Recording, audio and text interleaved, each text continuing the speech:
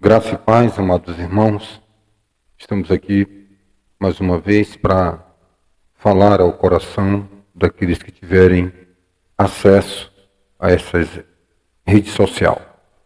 Meus queridos, o Senhor Jesus, ele foi um homem focado na sua missão.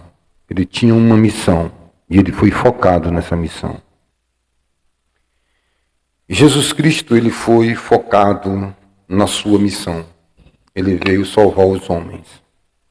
Quando nós observamos toda uma realidade da época em que o Senhor Jesus ele veio, todos os problemas que nós poderíamos enumerar aqui, Herodes, um homem que estava completamente fascinado pelo poder, né? Herodes estava fascinado, né, pelo poder, pelo domínio. Nós observamos ali a situação de Israel dominado por Roma, que era um império na época. Nós observamos as lutas internas que aglutinavam-se ali. Né? Ali havia os zelotes e vários outros partidos políticos que tentavam criar um motim revolucionário contra o Império Romano. Havia a corrupção generalizada também na religião da época, muitas facções e muitos partidos pautados, todos eles na Torá. Havia ali uma grande balbúrdia, um grande problema ali que aglutinava-se também, onde faziam da casa de oração que estava ali profetizado na palavra, covil de ladrões e salteadores, os cambistas, né, animais que não eram aprovados pela lei para ser sacrificado, mas por questões financeiras. Ali havia toda uma corrupção. Havia ali sacerdotes que não eram da tribo de Levi, o sumo sacerdote Anás e outros, Caifás e outros. Se tornou um cargo político por eleição, né? Aquele que bem parecia dominar a plebe, como foi bem dito, quando aquela turba de soldados foram prender a Jesus, e a classe dominante que estava ali, tentando acalmar, tentando trazer um equilíbrio entre a religião e a política, eles ganhavam muito dinheiro ali, os religiosos, os sacerdotes, que dividia o sinédrio entre fariseus e saduceus, que era o grupo dominante da época, porque tinha maior expressão numérica de membros, mas havia outras facções e outros partidos de menos evidência, né, de menor influência, mas havia muitos. Então, o Senhor Jesus ele vem e se depara, né, com essa realidade, né? Ele se depara com essa realidade, com essa situação. Em nenhum momento você vê o Senhor Jesus Cristo foi tentado, foi muitas vezes convocado para participar de problemas, né, daquele momento. Diz que houve dois jovens que chegou para Jesus e disse: olha, o meu irmão não quer dividir a herança comigo. E o Senhor Jesus disse: bem, quem me constituiu o juiz entre vós? Ele não perde o foco, ele não está aqui para entrar em demandas humanas.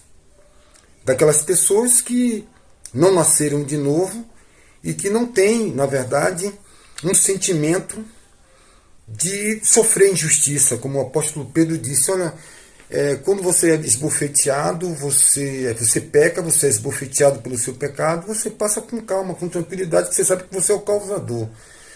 E por que você não sofre a injustiça? Ele falava sobre isso, que o Filho de Deus está ali, sofre as injustiças desta vida, porque sabe que Cristo vai o justificar. E observe que o Senhor Jesus foi convidado para entrar na demanda política, deve pagar imposto. Ali havia uma questão, uma armadilha muito grande, que eu já expliquei isso em outros vídeos. Então Jesus ele não perde o foco em nenhum momento, entendeu? Porque ele sabe que cada um vai dar o fruto devido. O fruto do ladrão é roubar, o fruto do mentiroso é mentir, e o fruto do justo é a justiça, o fruto do pecador é pecar. Não se pode colher uvas de pé de espinhos, irmãos. E nós vamos querer, como ditador, impor uma religião goela abaixo, dizendo que é em nome do Evangelho. O Evangelho não vem para impor nada a ninguém. Pilatos pergunta: o que é a verdade? Bem, o que é a verdade? Você quer a verdade? Você está me perguntando, tu és rei? E Jesus disse: por que você está me fazendo essa pergunta? Querendo captar um fio de esperança em Pilatos. Por que você está me fazendo essa pergunta? Foi alguém que disse para você? Ou é do fundo de seu coração, do fundo da sua alma, que você está me fazendo essa pergunta? Porque se é você que está fazendo essa pergunta para mim, ali há uma esperança de que você queira a verdade e queira a salvação. E queria entender das coisas espirituais. Mas se é por influência, o que é que dizem de mim? Não dizem que tu é profeta, não dizem que tu é isso, dizem que tu é rei. Jesus não entrou nessas demandas, irmãos. Vamos viver o Evangelho, porque a salvação é individual. Pense bem Havia nessas muitos coisas. pobres, havia muita injustiça social, órfãos, viúvas, injustiças eram cometidas, né? Havia problemas como existe no mundo atual. Obviamente, hoje, com esse mundo de tantos continentes, tantas divisões, a tecnologia e tantas outras coisas, nos parece ser mais complicado. Até mesmo o apóstolo Paulo ele profetiza dizendo que nos últimos tempos nós teríamos tempos difíceis, né? Porém, nós sabemos, como disse Salomão, que não há nada de novo debaixo do sol. Essa essência do pecado vem dentro do homem, é o que delineia a vida do homem sem Deus, do velho homem, é delineada por essa essência do egoísmo, do orgulho, do ser igual a Deus, de dominar povos, de dominar pessoas. Jesus estava focado na sua missão.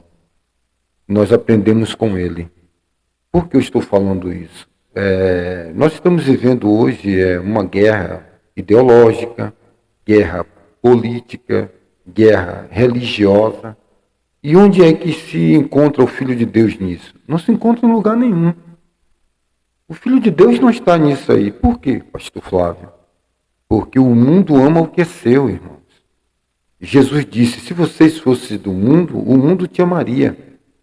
Elias estava passando um grande conflito na vida dele. Ele pensou que ele ia lá no Monte Carmelo e o fogo ia descer, desceu o fogo do céu, houve uma grande renovação espiritual em Israel, e ali talvez Elias pensava que ele ia ser colocado no ombro, ia ter apupos, aplausos, né? Fitfio, alguém ia pedir autógrafo, e não teve essa glória. Ele se queixa, diz: oh, só tem eu, Senhor, só ficou eu, né? O exclusivismo, né? Agora o Senhor me mata porque eu não sou melhor que meus pais. Ele estava passando talvez É o que está escrito na palavra de Deus, amados, que a minha glória não darei ao trem. No Evangelho de João, nos primeiros capítulos, o Senhor Jesus nos fala uma frase que nós precisamos sempre estar sondando tudo o que está na palavra. O Senhor Jesus disse: todo aquele que quer fazer a vontade do Pai que me enviou, saberá se esta doutrina, se esta mensagem que eu estou pregando parte de mim ou se vem do meu Pai. Essa doutrina não era dele, né? E todo aquele que quisesse fazer a vontade de Deus, ele iria saber. O Espírito Santo, Paulo fala em Romanos, que o Espírito Santo testifica com o nosso espírito interior que somos filhos de Deus. Então nós não temos nada no mundo, nós não temos que estar aí querendo falar sobre a ideologia de gênero, se alguém é homem, se alguém é mulher. O Senhor Jesus ele deixa bem claro, ele diz que a luz veio ao mundo e os homens amaram mais as trevas do que a luz, porque as suas obras eram más. Quem é da luz vem para a verdade, vem para a luz. Quem é da verdade vem para a verdade. A condenação é essa. A verdade veio ao mundo, mas os homens amaram a mentira, amaram as trevas, porque suas obras eram más. Todo aquele que é da verdade vem para a luz, para que as suas obras sejam manifestas. Ninguém vem a mim se o Pai não revelar. E ninguém vai ao Pai se o Filho não revelar. Essa é uma simbiose, é uma questão espiritual. Lá em Atos dos Apóstolos, no capítulo 2, mais ou menos nessas pairagens, diz o seguinte, que o Senhor Deus Todo-Poderoso acrescentava os que haviam de ser salvos. Fazendo um paralelo, no dia onde Jesus iria dar um sermão, e ali ele observou que havia muitas pessoas com alforjes de caçador, com sacolas. E o Senhor Jesus disse, olha, vocês vêm aqui porque eu multipliquei pão e peixe na última reunião. Mas aquele que não tiver uma comunhão comigo, uma entrega total, não tem parte comigo. Quem não comer do meu pão, quem não comer da minha carne e não beber do meu sangue, não tem parte comigo. Uma fusão, uma entrega total, um novo nascimento. A base doutrinária, a base, o fundamento da igreja, a doutrina do Senhor Jesus. E ali foi uma multidão que, conforme alguns historiadores, tinha mais gente do que na última reunião. E contou 5.000 homens, sem contar mulheres e crianças, porque não entrava na contagem, um recesso, não contava. Quando fazia lá o IBGE, mulheres e crianças não entravam na contagem.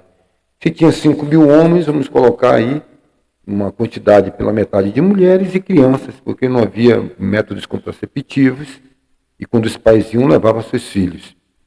E ali naquela última reunião, conforme o cálculo, tinha mais de 20.000 ou 15.000 pessoas.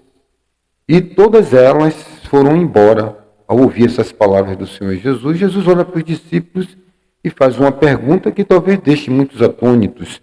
Ele pergunta, vocês também não querem ir? Porque Jesus ele não quer a multidão, ele não está preocupado, ele sabe que no final, quando ele estiver lá diante de Pilatos, e a multidão vai gritar, crucifica-o. Ele sabe, ele dizia, ninguém precisa me dizer o que há dentro do homem, porque eu sei o que há dentro do homem.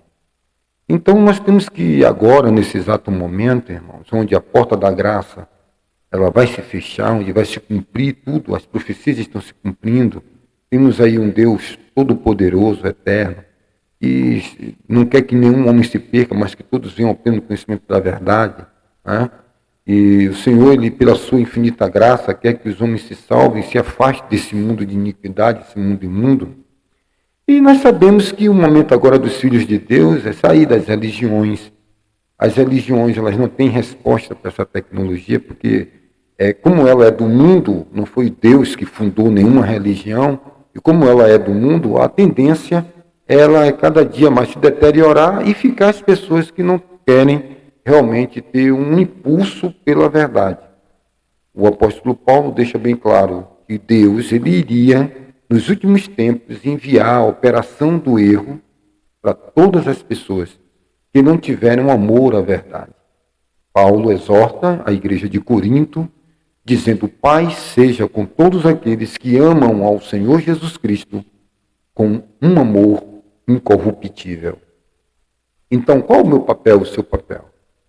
É nós todos dias vivermos essa terra, vivermos neste mundo, esperando o momento do Senhor nos chamar, se afastar de coisas que não agradam a Deus. A religião pura e imaculada diante de Deus é visitar os órfãos e as viúvas nas suas aflições e se guardar isento da contaminação do mundo. Como disse o profeta, o que é que o Senhor requer de ti é que ames a verdade, ames o bem, siga a luz, siga a justiça. Aquele que amar a vida, que amar a verdade, afaste seus lábios das palavras enganadoras e segue o bem. São as orientações do eterno Deus para o seu povo, o povo que está se santificando, que está lutando, que está em aflições. Que se afaste, irmão, não julgue. A palavra de Deus diz que aquele que fala, que julga, pega mancha, E o nosso papel é entendermos que nós não estamos aqui para ter sucesso. Essa visão religiosa de que você vai ter sucesso, você vai conquistar, você vai ganhar, é uma visão completamente estereotipada da teologia da prosperidade, juntamente com a teologia da libertação, que foi desenvolvida aqui na América Latina pelo padre Gustavo Gutierrez. Nós precisamos, amados, foi abraçado por alguns homens aqui no Brasil, com Leonardo Boff, e entre outros, né? Abraçou essa visão deteriorada, né? Corrompida do Evangelho. Nós precisamos agora saber qual é o nosso papel. Então nós não temos que dar certas respostas, não queremos... A verdade não veio para ser imposta, irmão. Você tem que aceitar a minha religião, porque Deus não quer, Deus não precisa de advogado, irmão. Quem é da verdade, vem para a verdade, irmão. Para com isso de querer estar empurrando o goela abaixo, catequizando o índio, catequizando pessoas para a sua religião, um evangelho imperialista, expansionista. Eu vou deixar com você aquele texto que o apóstolo Paulo fala ao nosso irmão Timóteo, para você meditar. Deus conhece os seus. Aparte-se da iniquidade todo aquele que profere o nome de Cristo Jesus. Fique com essa palavra, viva a sua vida com total justiça e temor a Deus, ame em todo o tempo, aparte-se da corrupção deste mundo, porque não se pode colher uvas que pede espinheiro. O mundo ama o que é seu, e o mundo jaz no maligno. Não queira impor verdades, porque Deus não está aí mendigando almas.